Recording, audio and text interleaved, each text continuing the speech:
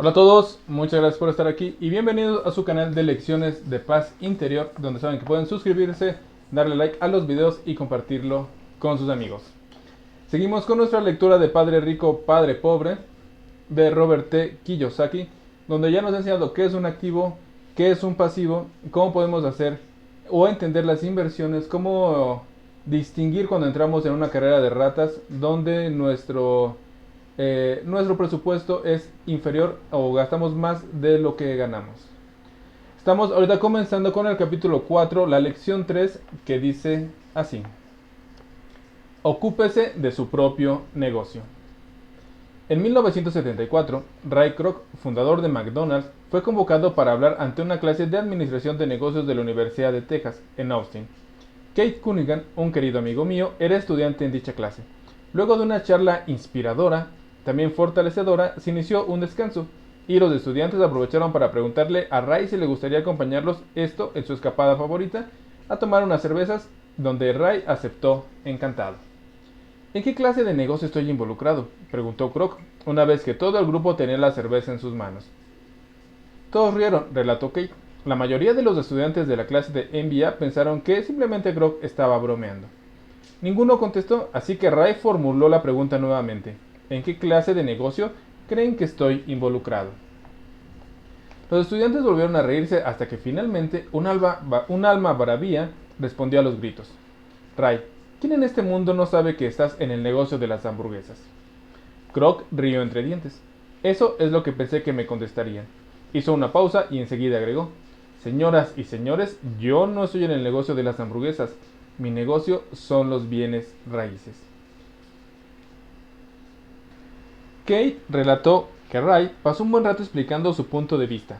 En su plan de negocios, Ray sabía que el foco infomercial o comercial primario era vender franquicias de hamburguesas, pero lo que jamás perdía de vista era la ubicación de cada local franquiciado.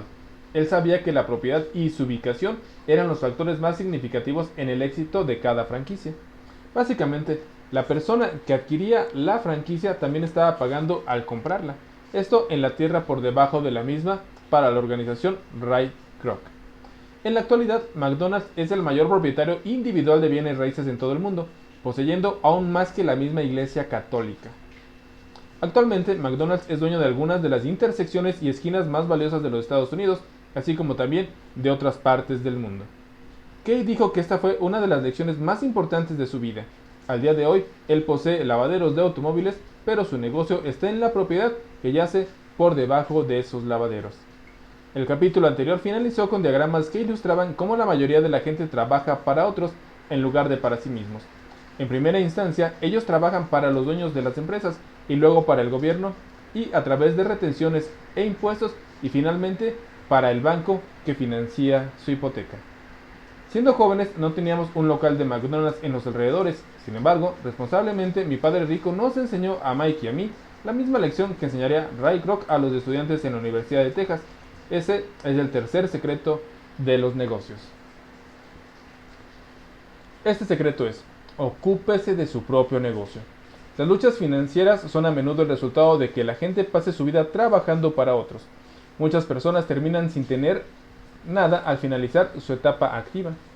Nuevamente, una imagen vale más que 1000 palabras, y aquí está el gráfico de la declaración de ingresos de la hoja de balance que ilustra mejor el consejo de Ray Kroc, que viene a hacer esta, pero para explicárselas sería la siguiente. Él tiene una profesión donde tiene sus ingresos, donde sus ingresos llegan de personas que trabajan para él.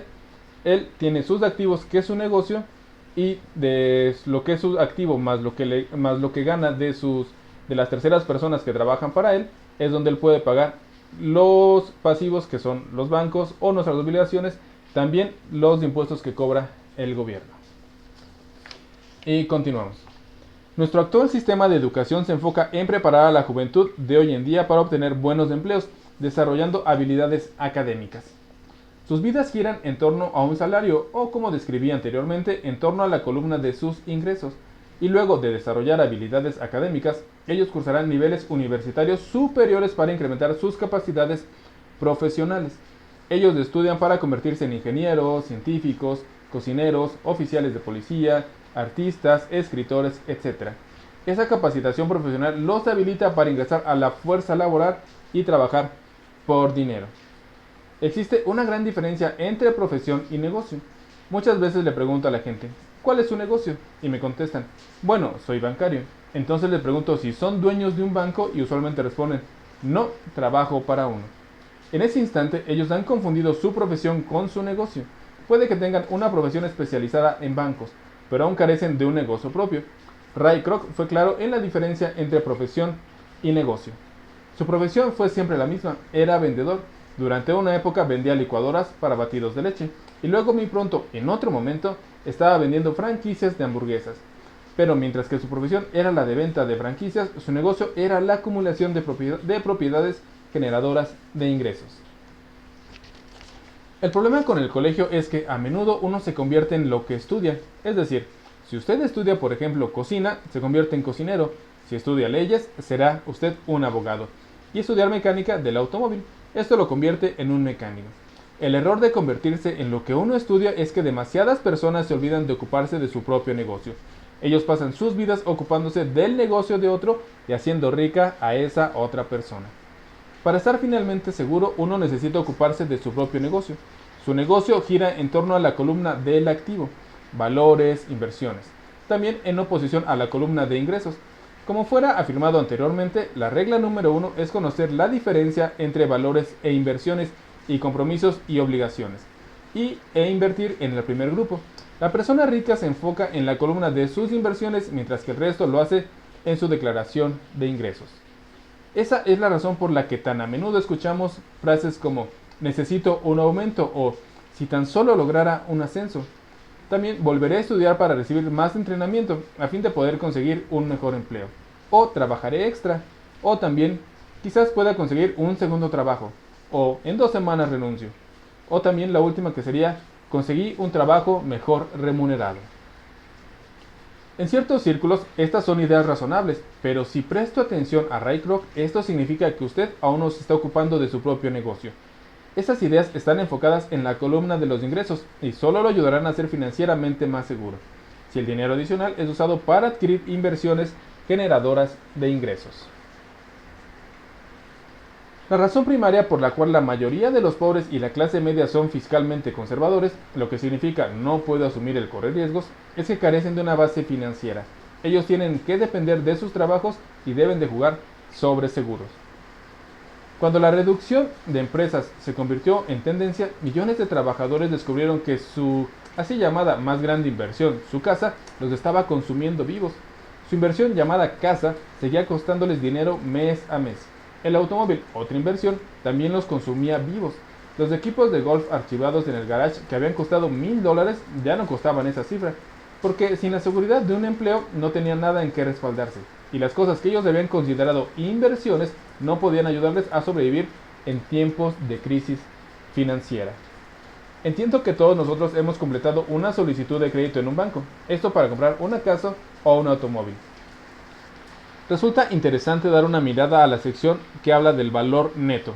Esto es interesante por las cosas que se le permiten a una persona registrar como activos según las prácticas contables y bancarias aceptadas. Es una oportunidad y necesitaba un préstamo, pero mi posición financiera no se veía muy buena. Entonces agregué mis equipos de golf nuevos, mi colección de arte, libros, equipo de música, televisión, trajes Armani, relojes, zapatos y otros defectos personales para aumentar la cifra en mi columna del haber. Pero rechazaron mi solicitud de esto al préstamo porque tenía demasiada inversión en bienes raíces. El comité de préstamos no aprobó el hecho de que yo ganara mucho dinero con las casas de apartamentos.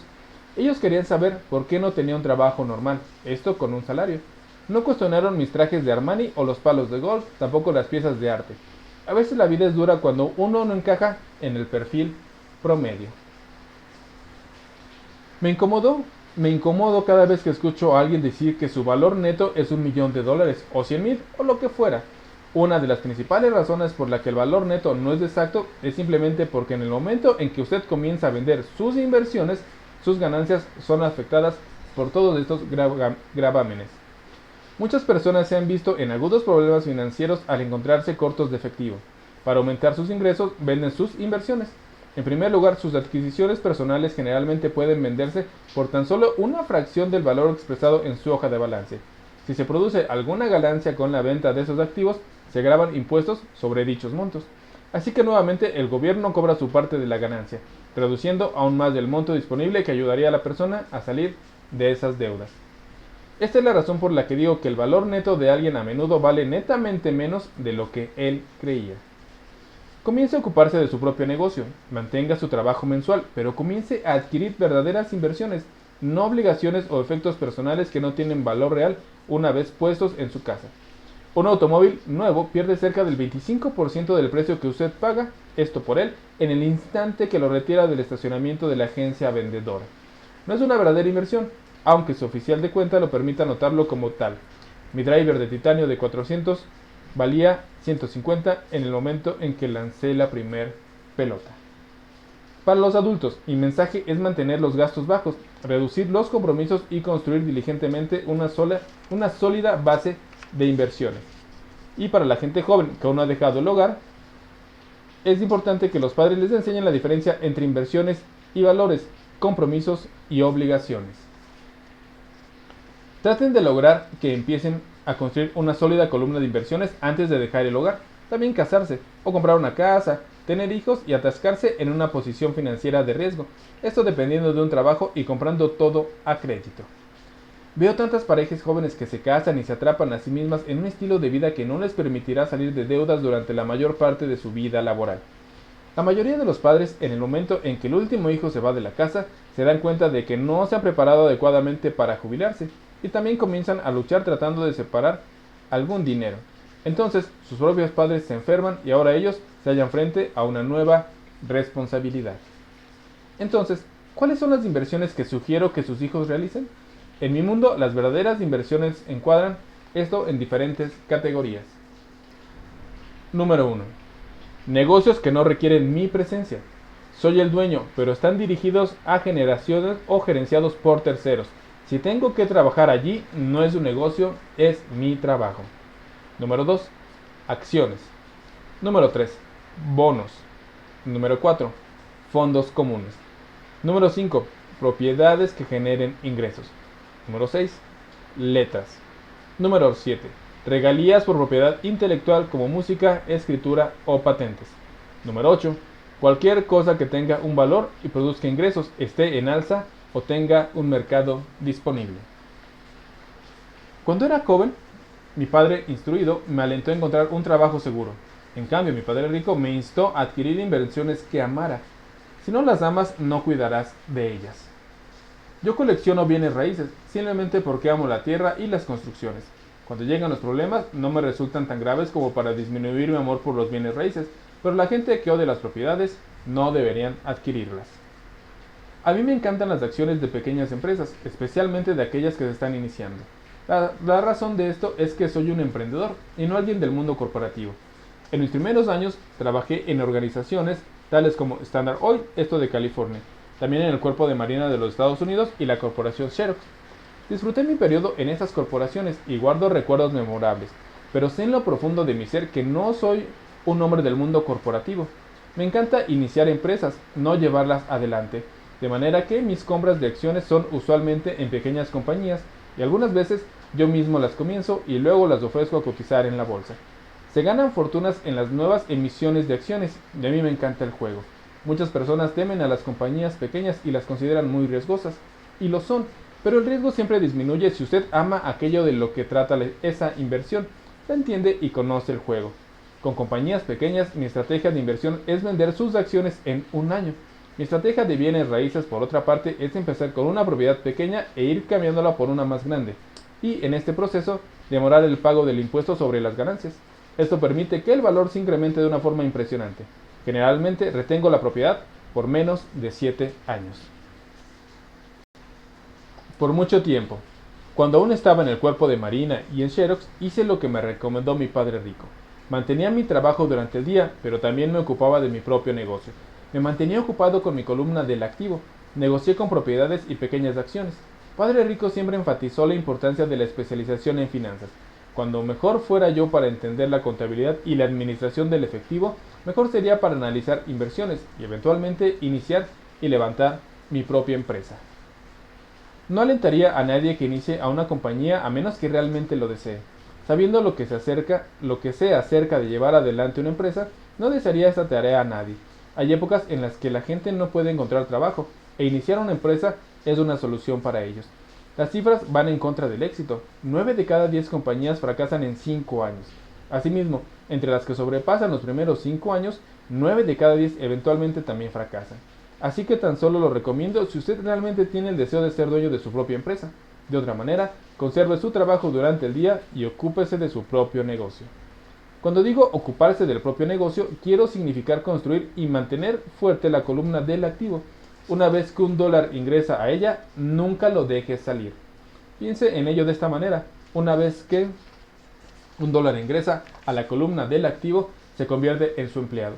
Lo mejor del dinero es que trabaja 24 horas al día y puede continuar haciéndolo por generaciones. Conserve su trabajo, sea un excelente trabajador, pero siga construyendo esta columna del activo. A medida que el flujo de dinero en efectivo crece, puede adquirir algunos lujos.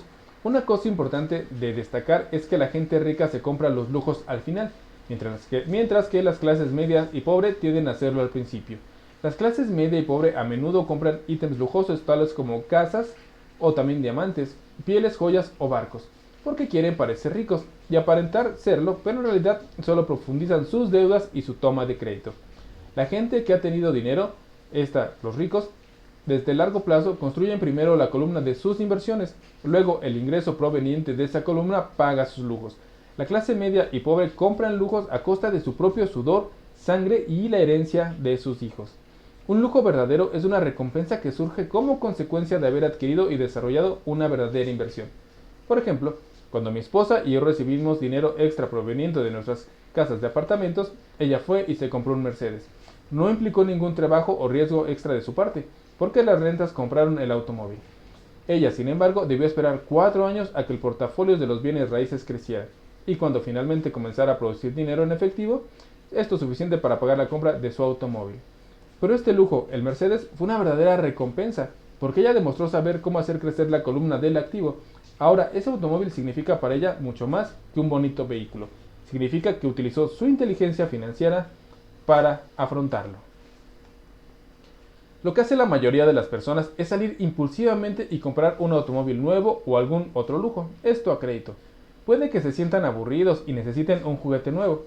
Comprar algo lujoso a crédito a menudo causa que una persona tarde o temprano, de hecho, se resienta con ese lujo, porque la deuda por la compra se convierte en una carga financiera. Luego de que usted ha tomado el tiempo, ha invertido y ha construido su propio negocio, usted está listo para agregar el toque mágico. El secreto más grande de los ricos. El secreto que pone el camino del rico por delante de la mayoría y la recompensa al final del sendero, por haberse tomado el tiempo diligentemente para ocuparse de sus propios negocios. Fin de este capítulo 4, lección 3, que dice ocúpese de su propio negocio.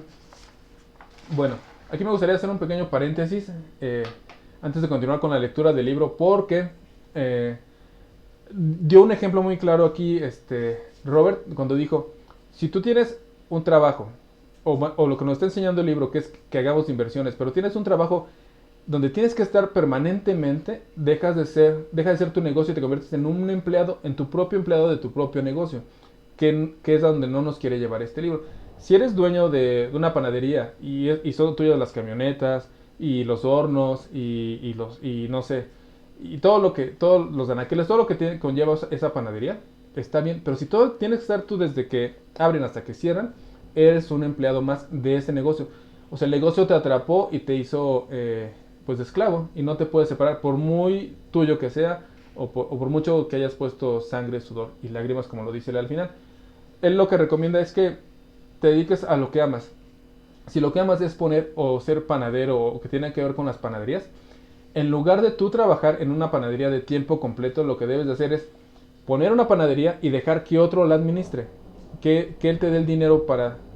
Como que tú la construyes, pones las cosas que se necesitan, porque ya sabes lo que se necesita para una panadería y dejas que otra persona sea como el encargado y te mande el dinero que necesitas. Porque si no, porque para eso, en este caso, él está trabajando para ti y te está dando inversiones, porque en lo que él nos ha enseñado es que tenemos activos y pasivos. Hay que empezar a invertir en los activos por muy pequeños que sean. Aquí dijo un ejemplo, dijo, cuando un dólar entra en el activo, ahí debe de estar, ahí debe quedarse trabajando. Ese dólar trabaja ahí. Es el ejemplo, volvemos al ejemplo de la panadería. Pones una panadería, inviertes ahí, no sé, 10,000, 100,000 pesos, los inviertes ahí y ahí los dejas. No sacas dinero para comprarte lo que él dijo, los lujos que un carro, que una casa, que joyas y demás. Lo haces, pero ya cuando ese negocio está firme, está fluido y de ahí puedes sacar dinero para ahora sí comprarlo. Porque si lo haces al principio vas a estar sufriendo, porque lo vas a sacar a crédito y vas a tener que estar pagando y vas a estar sufriendo por algo que en teoría debió de haberte hecho feliz. Bueno, continuamos con la lección 4 que dice así. La historia de los impuestos y el poder de las corporaciones. Capítulo 5, lección 4. Recuerdo cuando en el colegio nos contaban la historia de Robin Hood y sus alegres secuaces. Mi maestro explicó que se trataba de una historia maravillosa de un romántico héroe. Esto al estilo de Kevin Costner, quien robaba a los ricos para dar a los pobres. Mi padre rico no veía a Robin Hood como un héroe. Para él, Robin Hood era un tramposo. Robin Hood puede haber desaparecido hace tiempo, pero sus seguidores aún viven. Cuando a menudo oigo a la gente decir, ¿por qué no pagan esto los ricos? O los ricos deberían de pagar más impuestos y dárselos a los pobres. Esta es la precisa ideal de Robin Hood, tomar de los ricos para dar a los pobres, lo que se ha convertido en la singular mayor aflicción de la clase media y pobre. La razón por la cual la clase media está tan pesadamente grabada con impuestos está relacionada con el ideal de Robin Hood. La verdadera realidad es que los ricos no están grabados con impuestos. Es la clase media la que paga por los pobres, especialmente el segmento de personas con mejor formación y mayores ingresos. Y nuevamente, para comprender íntegramente cómo suceden las cosas, necesitamos dar una mirada a la perspectiva histórica. Necesitamos analizar la historia de los impuestos. Aunque mi padre instruido era un experto en la historia de la educación, mi padre rico se investía a sí mismo como un experto en la historia de los impuestos. Padre Rico nos explicó a Mike y a mí que originalmente en Gran Bretaña y Estados Unidos no existían los impuestos. Ocasionalmente había impuestos temporarios exigidos a fin de pagar los gastos de las guerras. El rey o el presidente emitiría el llamado y se le pediría a todos un recorte. Algunos impuestos fueron exigidos en Gran Bretaña para las luchas contra Napoleón entre 1799 y 1816. Y también en los Estados Unidos se impusieron algunos gravámenes para pagar la guerra civil desde 1861 a 1865. En 1874, Inglaterra instauró el impuesto a las ganancias como un embargo permanente sobre sus ciudadanos. En 1913, en los Estados Unidos, se instauró un impuesto a las ganancias, el cual se convirtió en permanente con la adopción de la enmienda 16 de la Constitución. Hubo una época en que los estadounidenses estaban en contra de los impuestos y el excesivo impuesto al té que condujo a la famosa fiesta del té de la bahía de Boston. Este había resultado ser un incidente que ayudó a encender la guerra revolucionaria y tomó aproximadamente 50 años, tanto en Inglaterra como en Estados Unidos, esto de vender la idea de un impuesto a las ganancias permanentes. Lo que no muestra estos datos históricos es que inicialmente en ambos países este impuesto era tributado solo por los ricos. Este era el punto que Padre Rico quería que Mike y yo entendiéramos. Nos explicó que la idea de los impuestos se hizo popular y aceptada por la mayoría, diciéndole a la clase media y pobre que los impuestos habían sido creados solo para penalizar a los ricos. Así fue como las masas votaron la ley, esto que se hizo legal y constitucionalmente. Aunque en realidad la intención era penalizar a los ricos, finalmente terminó afectando a las mismas personas que la votaron, es decir, los pobres y la clase media. Una vez que el gobierno le tomó el gusto al dinero, su apetito creció, dijo Padre Rico. Tu padre y yo somos exactamente opuestos. Él es un burócrata del gobierno y yo soy un capitalista. A ambos nos pagan, pero nuestro éxito se mide por conductas opuestas. A él le pagan para que gaste dinero y contrate gente. Cuanto más dinero gasta y más personas contrata, más se agranda su organización. En las esferas gubernamentales, cuanto más grande es la organización de alguien, más respeto él merece. Por el contrario, dentro de mi organización, cuantas menos personas contrato y menos dinero gasto, más me respetan mis inversores. Esta es la razón por la que no me gusta la gente del gobierno. Ellos tienen objetivos bien diferentes de la mayoría de las personas de negocios y a medida que el gobierno se sobredimensiona, más y más impuestos son necesarios para sostenerlo. Mi padre, instruido, creía sinceramente que el gobierno debería ayudar a la gente. Él amaba a John F. Kennedy, especialmente la idea de las fuerzas y la paz. Tanto amaba esa idea que él y mi mamá trabajaban por las fuerzas de paz entrenando voluntarios para ir a Malasia, Tailandia o las Filipinas. Él siempre luchaba por lograr garantías adicionales e incrementos en su presupuesto para así poder contratar más personas tanto en su empleo del Departamento de Educación como en las fuerzas de paz. Este era su trabajo. Desde que tengo 10 años de edad, he escuchado que mi padre rico, que los empleados del gobierno eran una banda de ladrones haraganes, y que mi padre pobre lo que escuchaba era que los ricos eran una banda de ladrones e engreídos, que debían ser obligados a pagar más impuestos. Ambas opiniones tenían puntos válidos. Se hacía difícil trabajar para uno de los más grandes capitalistas de la ciudad y volver a mi casa a encontrarme con un padre que era prominente líder del gobierno. No era fácil darse cuenta a quién debería creer. Sin embargo, cuando usted estudia la historia de los impuestos, emerge una interesante perspectiva. Como ya he dicho, la aprobación de los impuestos fue posible únicamente porque la masa creía en la teoría económica de Robin Hood, que consistía en tomar de los ricos y darle a todos los demás. El problema fue que el apetito del gobierno por el dinero se hizo tan grande que pronto fue necesario que los gravámenes fueran impuestos a la clase media y a partir de allí se mantuvieron aumentando como por goteo. Por otro lado, los ricos vieron una oportunidad. Ellos no jugaron con las mismas reglas del juego. Como he afirmado, los ricos ya sabían todo acerca de las corporaciones, las cuales se hicieron populares en los días de la navegación en grandes buques. Los ricos crearon las corporaciones como vehículo para limitar el riesgo por la inversión de cada viaje. Los ricos pusieron su dinero en corporaciones con el objeto de financiar esos viajes. Entonces, dichas corporaciones contrataron tripulantes para navegar al Nuevo Mundo, esto en busca de tesoros. Si se perdía el barco, la tripulación perdía su vida, pero para los inversores ricos la pérdida se limitaba solo al monto del dinero que habían invertido para ese viaje en particular. El diagrama que sigue muestra cómo la estructura corporativa sitúa por fuera su declaración de ingresos y la hoja de balances, que viene a ser esta. En el diagrama se muestra una corporación personal o una corporación que ellos tienen sus ingresos y sus egresos.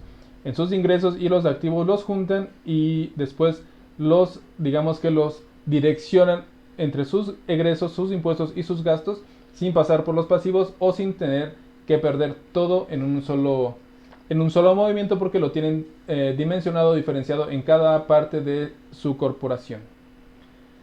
Y continuamos. Y dice, el conocimiento del poder de la estructura legal de las corporaciones es lo que realmente da a los ricos una amplia ventaja sobre los pobres y clase media. Al tener dos padres enseñándome, uno socialista y el otro capitalista, pronto comencé a darme cuenta de que la filosofía del capitalista tenía más sentido para mí, esto financieramente hablando.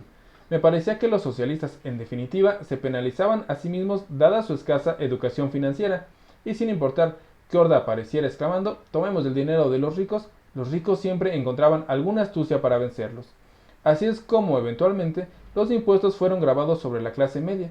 Los ricos vencieron a los intelectuales solamente porque ellos entendieron el poder del dinero, tema que no se enseñaba en los colegios.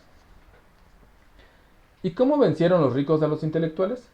Una vez que los tributos surgidos del reclamo "tomemos el dinero de los ricos" fueron aprobados, el dinero en efectivo comenzó a fluir a las arcas del gobierno.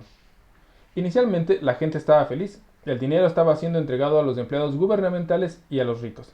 Llegaban a los empleados del gobierno en la forma de puestos de trabajo y pensiones, y a los ricos mediante contratos con el gobierno que beneficiaba a sus fábricas. El gobierno se convirtió en el gran pool del dinero, pero el problema pasó a ser el manejo fiscal de ese dinero. No existía realmente una recirculación. En otras palabras, la política del gobierno para los burócratas gubernamentales era evitar que tuvieran dinero sobrante. Si no lograban gastar el monto de fondos asignados a su área, se arriesgaban a perderlo en el próximo presupuesto. Ciertamente no recibirían reconocimiento por ser eficientes. Las personas de negocios, en cambio, son recompensadas por lograr sobrante de dinero y son reconocidas por su eficiencia.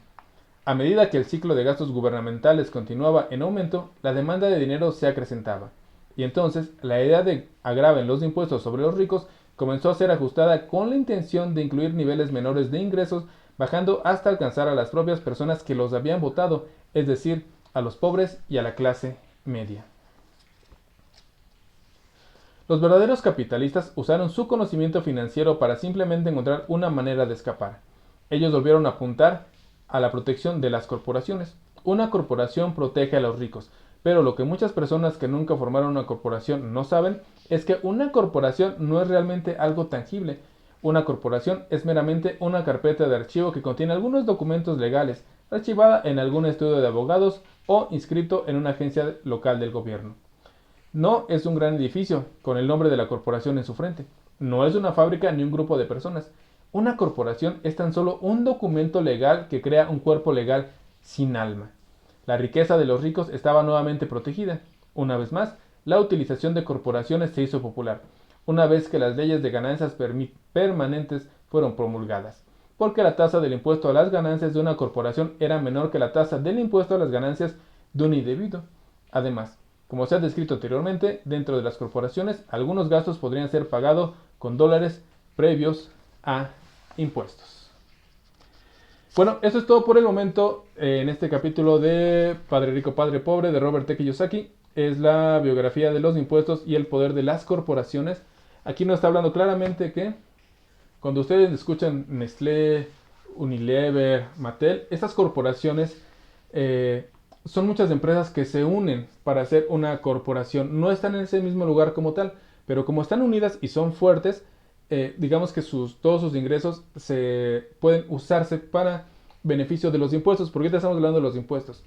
Ahorita aquí hablando en México, muchas personas, muchos de aquí, lo que se llama comercio informal, pues venden en la calle y todo eso que venden, papá gobierno, no recibe algún beneficio. Porque aquí lo que se llama el IVA, que es el impuesto al valor agregado, cada vez que tú vendes algo o compras algo, debes de pagar un impuesto por ese porcentaje. Aquí nos explica que los impuestos fueron creados casi que por los gringos y por los ingleses. Ya existían, según esta historia, pero tenemos la idea de que los impuestos que se pagan son para, no sé, para la iluminación, construir escuelas, hospitales, pavimentar las calles, hacer crecer el país. Pero, ¿quién paga más o menos impuestos? El comercio informal no paga impuestos, siempre compra cosas y las vende y se queda con toda la ganancia. Es lo que el gobierno, pues la verdad, siente que ahí se le va pues mucho del dinero que podría quedarse él. Como dice aquí, el gobierno, entre más dinero tuvo, se hizo tan adicto al dinero que quiere más y más y más. Ustedes pueden ver algo que les molesta mucho a los gringos. Les molesta que la gente robe, mate, que venda droga. Pero lo que más le molesta a los gringos es que no pagues tus impuestos. Entonces vamos a seguir estudiando más sobre este ejemplo de los impuestos y cómo es que las corporaciones ayudan a otras. Bueno, ya esto es todo por mi parte. Saben que si les gustó el video, por favor pueden darle like, también pueden suscribirse y compartirlo con quien ustedes deseen. Cuídense mucho, que estén muy bien, muchas gracias y hasta luego.